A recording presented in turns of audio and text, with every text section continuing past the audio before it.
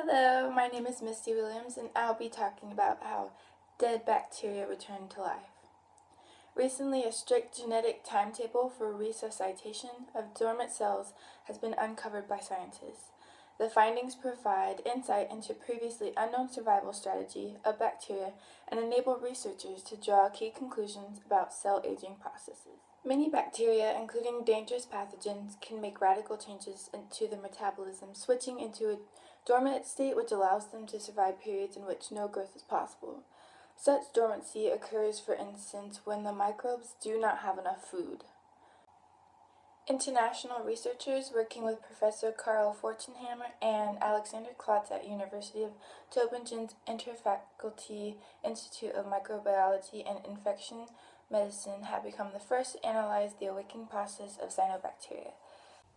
The blue-green photosynthesizing cyanobacteria belong to the oldest group of bacteria. Traces of them go back more than 3 billion years. Their activity releases oxygen into the atmosphere, enabling life on Earth in its current forms. That's why it's so important. Cyanobacteria continue to play an important role in environmental cycles. When nitrogen as major nutrient is lacking, many cyanobacteria cease growing and go into dormant state. They dismantle their photosynthesis apparatus and lose their color. In this way, they can survive long periods without nutrients. Karl Forchenhammer says that the cells only appear dead. Their vital functions reappear out of nowhere. So you may be wondering, how does this happen? Well, this is how it works.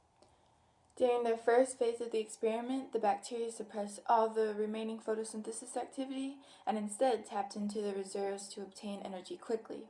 Cellular processes were switched on according to a strict step-by-step timetable. First to be activated were the production of protein synthesizing mechanisms, along with the intake and processing of nitrogen.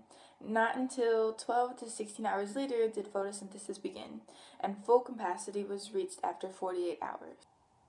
After that, then the cells began to grow and divide again, according to Alexander Klotz.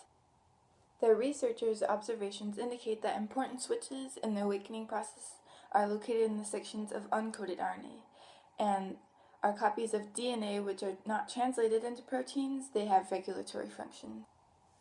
This genetically coded program of dormancy and revival allows cyanobacteria to colonize environments in which the nitrogen supply is inconstant.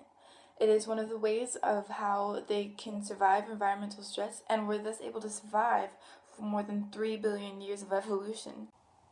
Forchenhammer believes that the findings of this study have uncovered a principle which is valid for many types of bacteria and will help us better control the spread of dangerous bacteria. And since this is such a new discovery, there have not been any controversial debates on whether this is true or false.